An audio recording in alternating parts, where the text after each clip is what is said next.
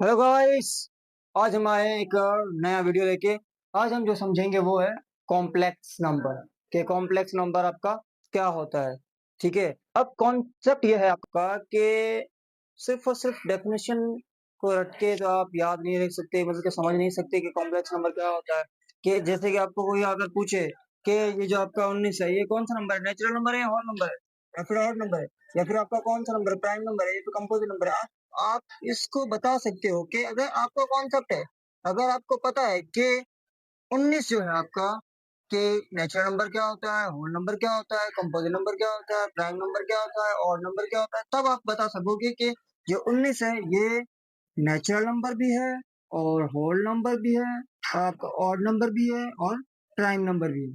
ठीक है, मतलब ये सारी के सारी प्रॉपर्टीज जो वो 19 में है।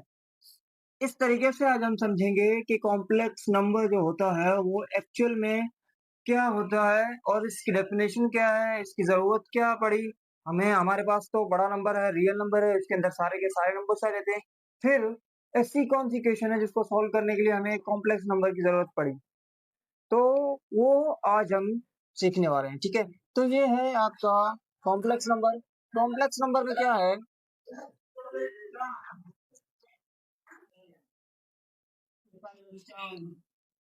Complex number. अब देखो, नाम ही इसका कॉम्प्लेक्स है।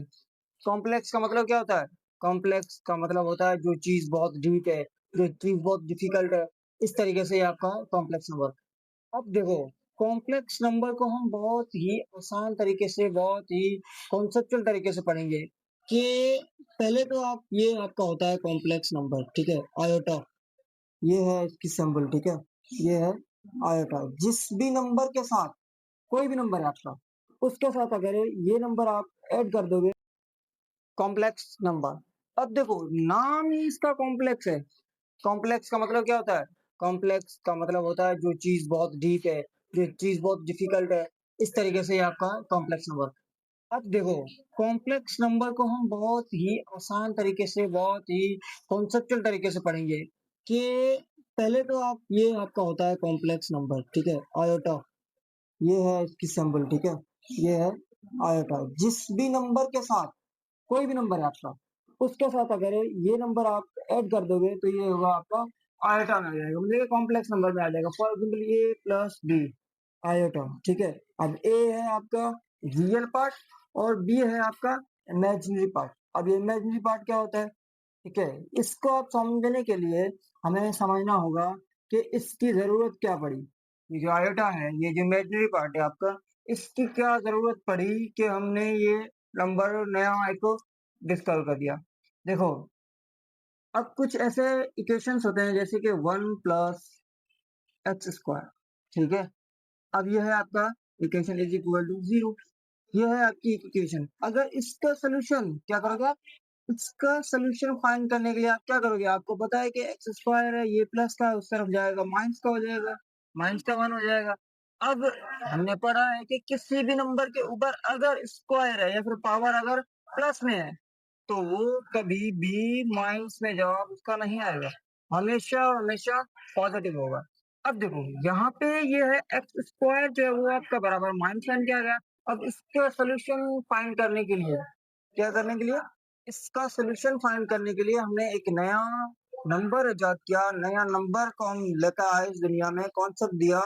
वो नंबर जो है वो है आपका इमेजिनरी नंबर, और जिसे आप कहते हो आयोटा। क्या कहते हो, आयोटा। इस नंबर को आप कहते हो आयोटा। ठीक है, इसे आप क्या कहते हो, आयोटा, या फिर इमेजिनरी नंबर। क्या कहते हो, इमेजिनरी नंबर। ठीक है, इमेजिनरी नंबर का मतलब कि ऐसा नंबर जो है नहीं, मगर आप इमेजिन कर सकते हो उस नंबर।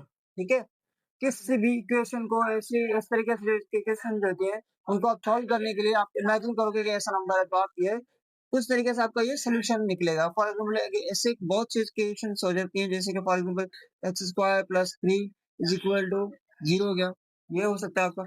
अगर आप ऐसे कहते हो कि x² प्लस सॉरी -9 कर रहे हो या -3 कर रहे हो, तब आपका ये जवाब सही नहीं होगा। फॉर एग्जाम्पल ये देखो, x², इसको आप सॉल्व करोगे तो क्या करोगे, x², ये आपका माइनस का साइड प्लस हो जाएगा। आपको पता है कि स्क्वायर किसी नंबर के ऊपर आता है, स्क्वायर है तो आपका जवाब 3 में पॉजिटिव आ सकता है, ये आपका पॉजिटिव है, ठीक है, आ सकता है।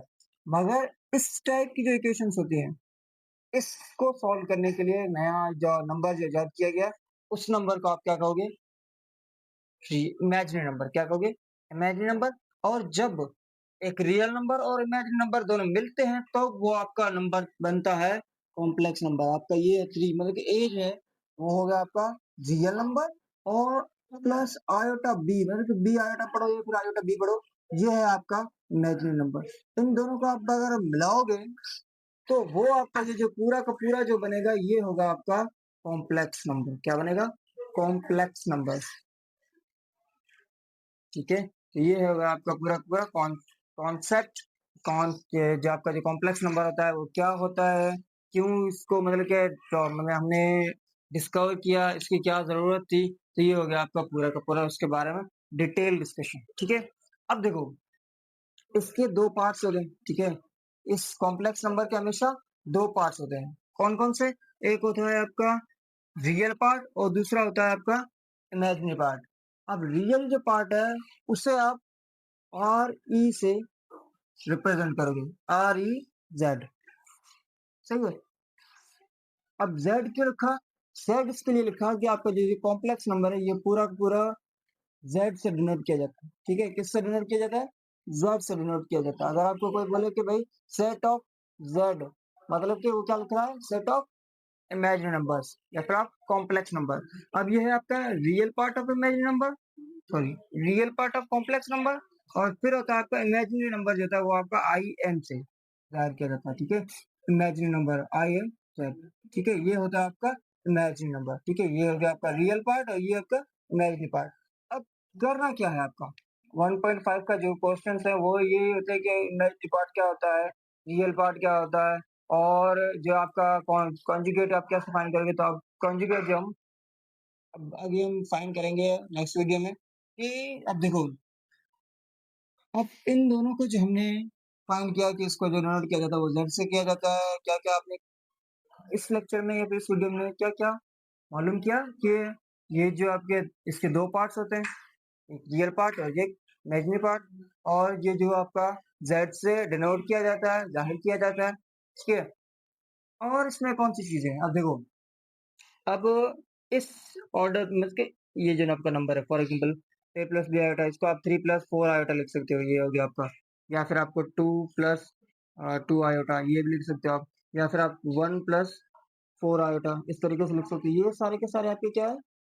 कॉम्प्लेक्स नंबर है। ठीक है, अब इस नंबर को आप इमेजिनरी पार्ट में या फिर एक और तरीके से रख सकते हो जिसे आप कहते हो ऑर्डर पेयर। क्या कहते हो? ये है आपका सिंपल पेयर। ठीक है, सिंपल है। और ये है आपका ऑर्डर्ड पेयर। ठीक है, ऑर्डर्ड पेयर। ऑर्डर्ड पेयर के अंदर आप किससे कैसे लिखोगे, मतलब क्या तरीका लिखने का? तो ऑर्डर पेयर के अंदर लिखने का ये तरीका है कि आपको क्या करना है, पहले जो ऑर्डर पेयर में नंबर होता है वो रियल का होता है और दूसरा जो ऑर्डर पेयर में नंबर होता है वो इमेजिनरी होता है। ठीक है, ऐसे लिखोगे आप ए ए कॉमा बी। इसके अंदर ना ही आप कोई साइन दोगे, प्लस का माइनस का ये जो ऑपरेशन है ये कोई नहीं दोगे। ये आपका हो गया ए कॉमा बी। यहाँ पे आपका ऑर्डर क्या खत्म। यहाँ पे आपको आयोटा देने की कोई जरूरत नहीं है, यहाँ पे खुद ब खुद हमें पता चल जाएगा कि आयोटा वाला नंबर कौन सा है। ये देखो ए कॉमा बी, ये आपका होगा आयोटा। ठीक है, या फिर आप अगर इसको आपका नोट करोगे तो आप कैसे लिखोगे कि 3,4। सही, ये इसको आप कैसे लिखोगे? 2,3। बस ये 1,4। मतलब कि ये आपका फॉर्म हो गया आयोटा में मतलब कि ऑर्डर पेयर के अंदर आए किसी भी नंबर को, कॉम्प्लेक्स नंबर को आप कैसे लिखोगे। ठीक है, तो ये हो गया हमारा आज का लेक्चर। अब हम नेक्स्ट स्लाइड में देखते हैं कि कॉन्जुगेट कैसे फाइंड किया जाता है किसी भी नंबर का, या फिर आप जो भी आपके नेक्स्ट टॉपिक्स है वो कवर करेंगे। ओके गाइस, तो ये जो हमारा कॉम्प्लेक्स नंबर का सेकंड स्लाइड है हमारी, ये है कि कॉन्जुगेट क्या होता है किसी भी कॉम्प्लेक्स नंबर का, और इक्वलिटी है। कॉन्जुगेट डिस्कस करने के बाद हम इक्वलिटी डिस्कस करेंगे कि सबसे पहले आपका कॉन्जुगेट क्या होता है। ठीक है, कॉन्जुगेट का मतलब होता है कि किसी भी नंबर को आप फॉर एग्जाम्पल ये आपका एक नंबर है, ठीक है, कॉम्प्लेक्स नंबर है, कौन सा है? ए प्लस बी आयोटा, या फिर आप ऐसे कह सकते हो 3+4 आयोटा। ठीक है, इसको आप इसका कॉम्प्लेक्स नंबर या फिर कॉन्जुगेट जो नंबर है वो कैसे फाइंड करोगे? इसका कॉन्जुगेट फाइंड करने के लिए सिर्फ और सिर्फ आपको क्या करना है, रियल पार्ट जो है आपका वो सेम रखोगे आप, और जो इमेजिनरी पार्ट है, ठीक है, वो अगर माइनस में हो या फिर प्लस में हो, आपको क्या करना है, इमेजिनरी पार्ट में से उसकी जो साइन है वो चेंज कर देनी है, ठीक है। देखो, प्लस का है तो आपने माइनस का आइटा कर दिया, तो ये है आपका कॉन्जुगेट, ठीक है। क्या है? कॉन्जुगेट। किसका कॉन्जुगेट है? इस नंबर का। ए प्लस बी आयोटा का कॉन्जुगेट क्या है? ए माइनस बी आयोटा।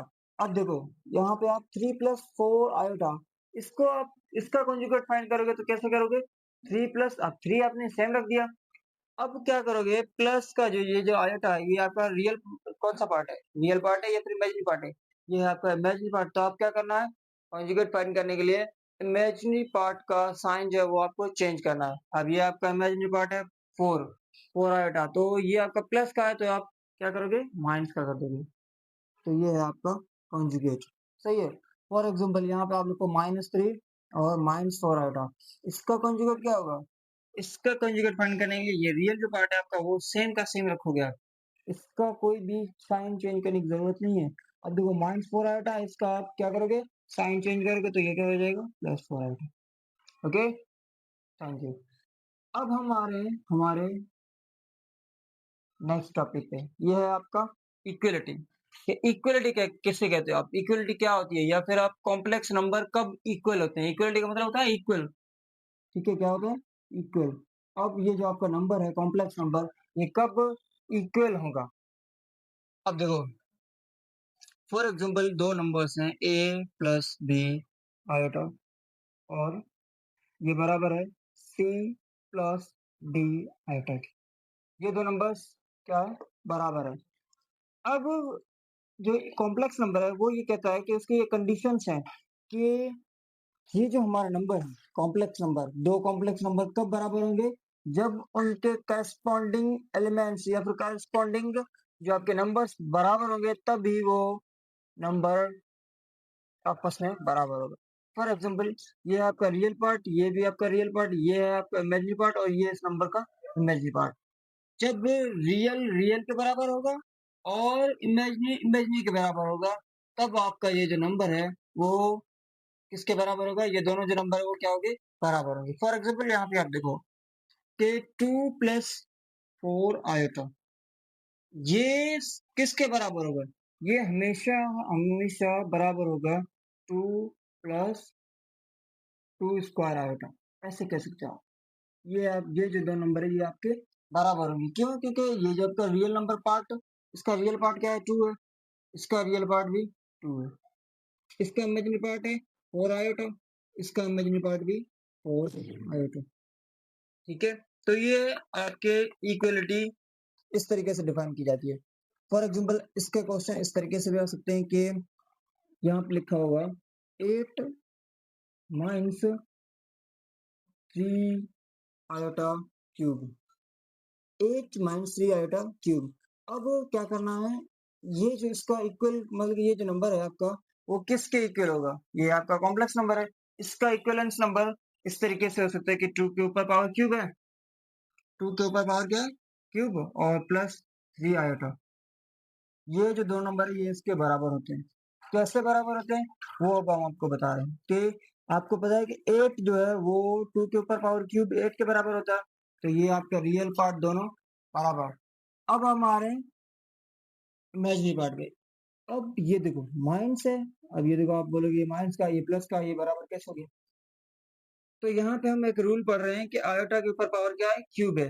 अब हम आपको यहाँ पे एक बताते हैं कि आयोटा है, ठीक है, इसके ऊपर पावर कुछ नहीं तो मतलब कि 1 है। अगर आयोटा के ऊपर पावर 1 है तो वो बराबर होता है आयोटा की, ठीक है। ये है आपका इम्पोर्टेंट, बहुत इंपॉर्टेंट है। किसी भी चीज में या फिर किसी भी सिंप्लीफिकेशन में जाओगे तो ये आपका बड़ा काम देगा आपको। अब हम आ रहे हैं आयोटा के ऊपर स्क्वायर, पावर एक एक बढ़ाते जाएंगे, ठीक है। आयोटा के ऊपर स्क्वायर, ये पहले था आयोटा के ऊपर पावर 1 तो वो बराबर हो गया आयोटा की। अब है आयोटा के ऊपर पावर 2, किसके बराबर होगा? -1 के। किसके बराबर होगा? -1 के। आयोटा के ऊपर पावर स्क्वायर तो किसके बराबर होगा? -1 के बराबर होगा, ओ सॉरी -1 के बराबर होगा। ओके, तो यहाँ पे हम -1 लिख देते हैं। फिर आयोटा के ऊपर पावर क्यूब, वो किसके बराबर होगा? माइनस आयोटा के बराबर। किसके? माइनस आयोटा के बराबर। ठीक है, आयोटा के ऊपर पावर क्यूब माइनस आयोटा के ऊपर पावर होगा। अब हम आयोटा पावर 4, वो किसके बराबर होगा? वो होगा 1 के बराबर। ठीक है, अब अगर यहाँ पे आपको कोई लिखे कि आयोटा के ऊपर पावर 9 है, वो किसके बराबर होगा? तो आपको क्या करना है, सिंपल सी है, जिसका पावर है उसको आप 4 से डिवाइड कर दो, जो जवाब आएगा वो आयोटा के ऊपर पावर रख दो। अब देखो यहाँ से आप क्या करोगे, 9 को 4 से डिवाइड करोगे तो आपका जवाब क्या बचेगा? 2 4 8, बच सकते ना 1 है, तो आप यहाँ पे 1 रिमाइंडर जो होता है वो आपका इसके ऊपर पावर दे दो। आपको पता है कि आयोटा के ऊपर पावर 1 किसके बराबर होता है? आयोटा के बराबर होता है, तो ये आपका बराबर हो गया आयोटा। फॉर एग्जाम्पल यहाँ पे एक क्वेश्चन है कि आयोटा के ऊपर पावर है 256। 256 इतना बड़ा नंबर है, इसको आप कैसे सॉल्व करोगे? अब देखो क्या करना है, सिर्फ और सिर्फ इसको 4 से डिवाइड कर दो, जितने से डिवाइड हो रहा है वो जो रिमाइंडर बच रहा है उससे आप इसके ऊपर पावर रख दोगे। फॉर एग्जाम्पल ये 24 है, इसको आप 4 का डबल कितने बार है? 6 टाइम्स, बल्कि क्या बचेगा? 1। वो आप यहाँ पे देखो कैरी हो जाएगा 16, 4 4 16, बल्कि ये क्या हो रहा है, पूरा का पूरा इसका जो वो कट रहा है। अब क्या बचता है? रिमाइंडर क्या बचता है? रिमाइंडर इसका 0 बच रहा है, तो आप क्या करोगे? आयोटा के ऊपर पावर 0 देंगे। ठीक है, आयोटा के ऊपर पावर 0 किसके बराबर होता है? 1 के बराबर, आयोटा के बराबर होता है। ठीक है, किसके बराबर होता है? आयोटा के बराबर होता है। सॉरी, ओके, तो हम यहाँ पे देखेंगे। ठीक है, अब देखो ये है आपका आयोटा के ऊपर पावर 256, इसको आप 4 से डिवाइड करोगे, पूरा का पूरा कट रहा है। ये देखो इसको पूरा का पूरा 4 का टेबल लग रहा है, तो आप क्या करोगे? आयोटा के ऊपर पावर कितना बचेगा? 1 बचेगा। आयोटा के पावर 1 जो बराबर किसके होता है? आयोटा के। Okay, thank you. तो ये था हमारा आज का टॉपिक, ये हमारा टॉपिक क्लियर। ठीक है, अब हम आ रहे हैं एक्सरसाइज पे 1.5। ठीक है।